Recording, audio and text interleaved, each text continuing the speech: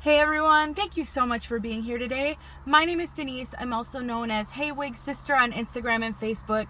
Today I'm here with a Tip Tuesday question of the day. I'm here to talk about the cost of wigs. I get this question a lot, especially now because I have so many new wig wearers following me on Instagram and finding my YouTube videos, and so I constantly get messaged and asked, how much do wigs cost and where do I purchase them, and all of those kind of questions. So I'd like to attempt to give a broad general overview of the cost of wigs so that it will help a new wig wearer as they're thinking about this journey and how to assess the expense of the wig journey. So if you're curious about this, if it's a question that you have, then please stick around for the rest of this video.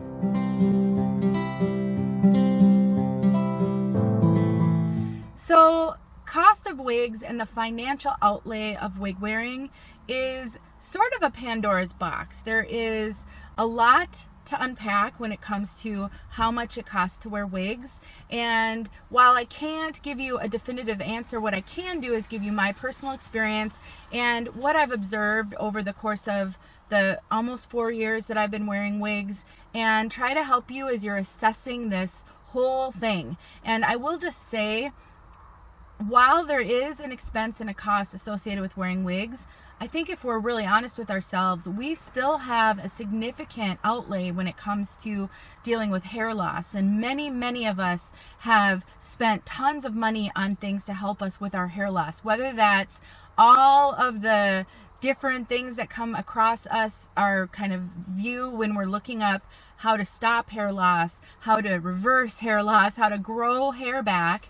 And then you've got that whole area of products that you purchase for your hair to thicken it and to help disguise your thinning hair. So while wigs can be expensive depending on how you go about wearing them and what you look at as far as the type of wig, I do think a lot of people are spending a lot more money than they realize if they're dealing with hair loss. I know I certainly did. I spent tons of money going to different places early on in my journey that promised to grow my hair back with treatments and potions and pills and laser therapy on your scalp and red light therapy and all of those kinds of things, not to mention the tons of product I purchased that never fully worked for me. Thickening product and fibers and all of that, styling products. So we're spending money one way or the other. And if you've reached a point in your life where you're starting to question whether or not you're ever going to be able to grow your hair back and starting to look at wigs, I do think it's a good opportunity to sort of talk about that more broadly. So before I do that, I'd like to just tell you that I'm wearing Jon Renau Carry in the color Salted Caramel. This is a Jon Renau human hair wig. This is the basic Carry, the one that comes with a full monotop, a lace front, and the rest of it is wefted. Carry actually comes in multiple versions. You've got the one I have on my head, which is, I think, their original Carry, kind of the basic level Carry. And then you've got a Remy human hair version. You have a fully hand-tied version, which I think is also the Remy human hair. Then you also have a Carry Light, which is a different cap construction and a lighter density Carry. So there are lots of options when it comes to Carry. I really like Carry because she dries wavy. This is pretty much air dried. I've put a little bit of product in her. I've scrunched her up a little bit. I've worn her a few times. I just sprayed some Jon Renau dry shampoo spray on her to try to give her some volume and lift. So this isn't perfectly air dried, but I haven't added any heat to her or anything to curl her. This is how she dries. And Carry will dry differently. Every Carry dries just with a little bit of a different wave pattern, and I've heard that some Carries don't dry wavy. I think maybe the Remy human hair might not.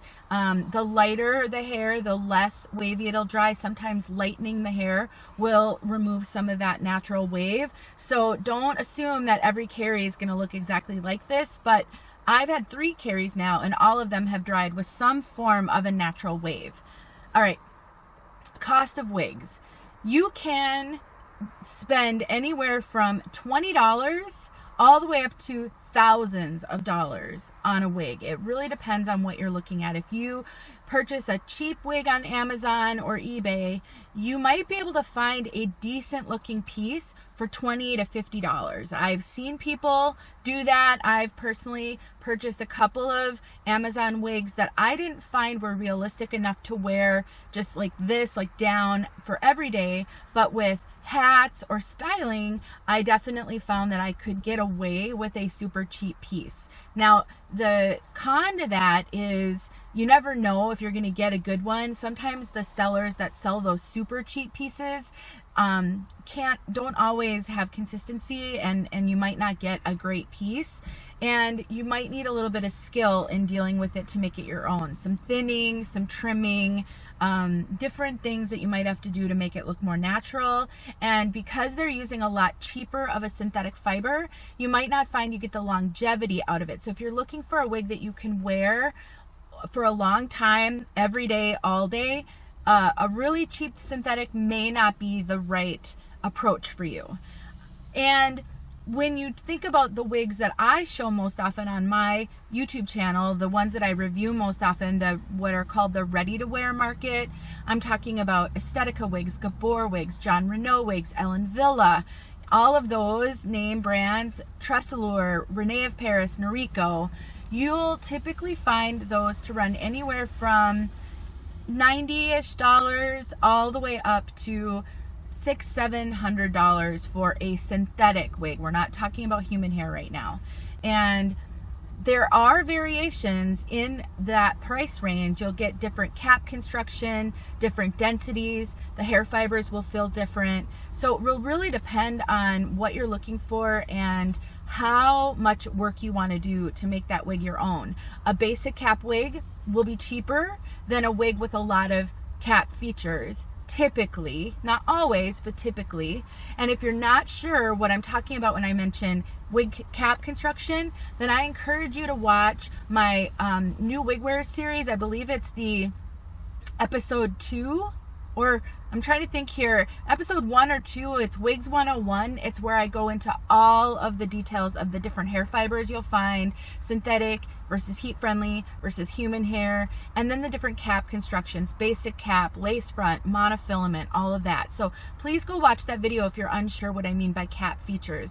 But the more features a cap has, the more expensive a wig will be typically. One of the reasons for that is those features are more expensive, but another reason is when you're getting into lace fronts and monofilaments and fully hand-tied caps, those are all handmade. The features are all, the fibers are tied in by hand.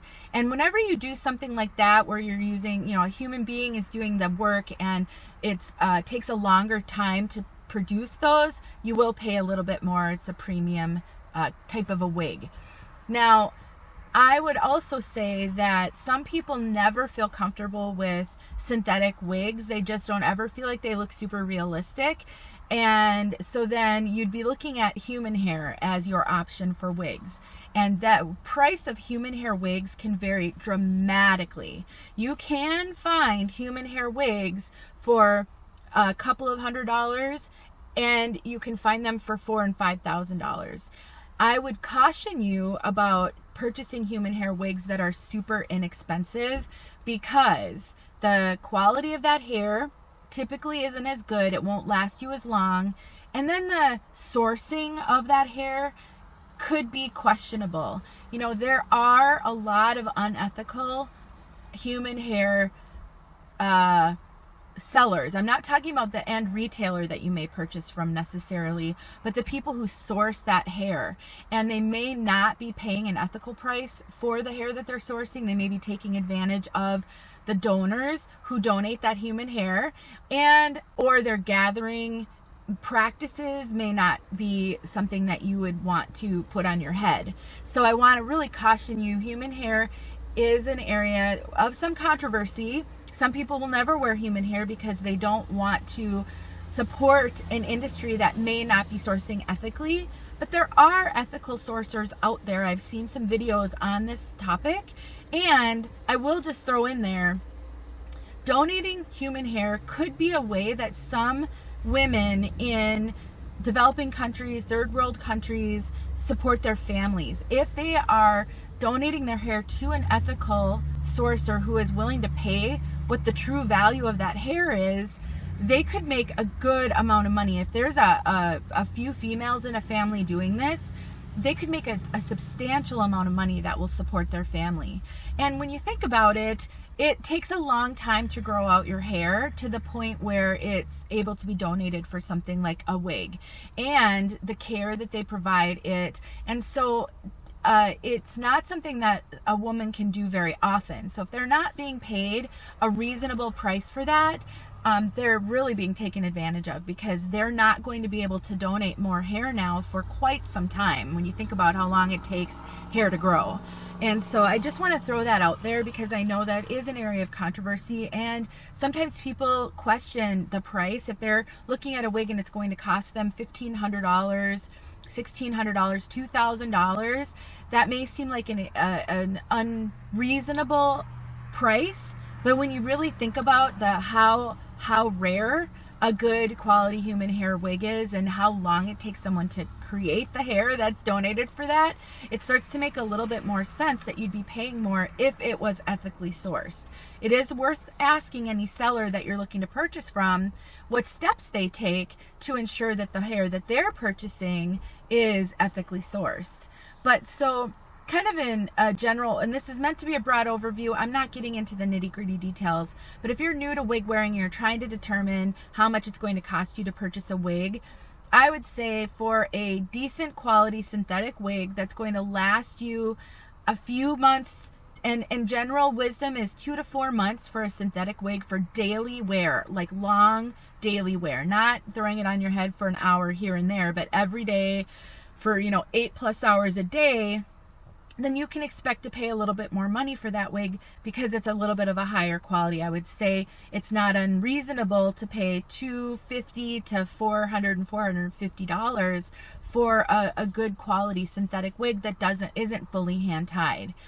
And while that may seem like a lot, I also want to encourage people to think about what they're spending now on the different things that you're doing with your own bio hair.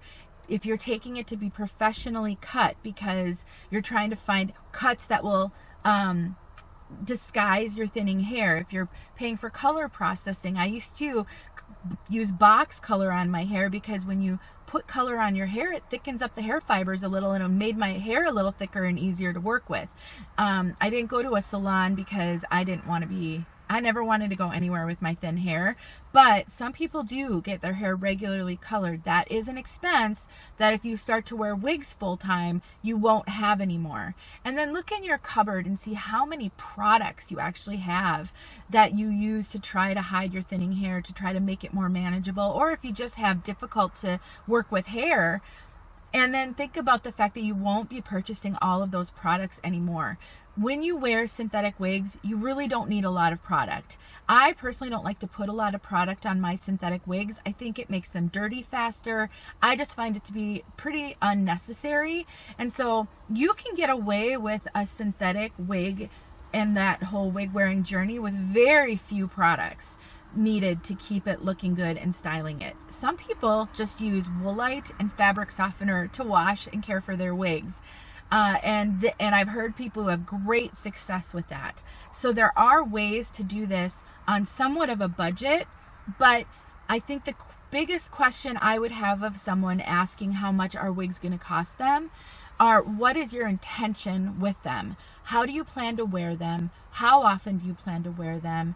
How important is it to you that you don't have to do anything to a wig to make it your own? How important is it to you that that the cap is the most realistic? How comfortable are you with doing some basic maintenance and styling of a wig to help make it your own? You can afford to get away with a cheaper wig if you've got some skill in thinning and trimming and, trying to make hairlines look natural with different techniques, which I talk about in some of my videos. It's why I do some of the styling tip Tuesdays that I do to help you really broaden your ability to wear a lot of different wigs. And then there's always the secondary market. You can always act like a thrift shopper. There are a lot of thrift shoppers out there that regularly go to thrift stores looking for great deals and finds. You can do the same thing with wigs. You can constantly watch the secondary market for a wig sister selling a wig that didn't work for them, and you can save a lot of money that way. If you're not sure of what the secondary market is, then check out my blog post. I have a blog post titled Trustworthy Resources for Purchasing Wigs. I usually have that blog post linked in the description of my videos to make it easier for you to find a good retailer. And I have a whole section in that post that talks about this topic of the secondary market. And I list some options for that. So while you're thinking about the wig wearing journey, there are a lot of things to consider. Price is one of them, and there's so much variability in price that I think it's important for you not only to be educated about it, but to start to narrow down where you're most comfortable. I understand we all have a finite amount of money to play with. Our budgets vary tremendously, but I think we need to be realistic about this. And if you're a person who has to wear wigs all the time, then you will find yourself having to spend a little bit more on a higher quality piece than someone who's just wearing wigs for fun or is really comfortable messing around with them, playing with them, and making them their own. I hope this was helpful. If you have any questions, please let me know. Put them in the comments. If you have thoughts on this topic, also put them in the comments. I understand that prices of wigs are going up like everything else, and I think a lot of us question the necessity of the expense in some cases. But I also think it's important to remember that wigs are not a high volume item mass produced by big conglomerates. You know, Amazon can afford to keep their prices low on some things because of the volume that they do, but a lot of these manufacturers and retailers just don't have high volume, not yet, at least in the ready-to-wear wig market. And so that does play into the fact that cost may be a little higher than we think is reasonable. We don't have all the information necessarily. Thanks for watching, you guys. Let me know if there's anything I can do to help you. And if you have questions that you'd like to have answered, shoot them to me and I'll see what I can do to get you a good answer. Thanks for watching. Please subscribe if you're not already, and if you want to follow for more tips and tricks about the wig wearing journey.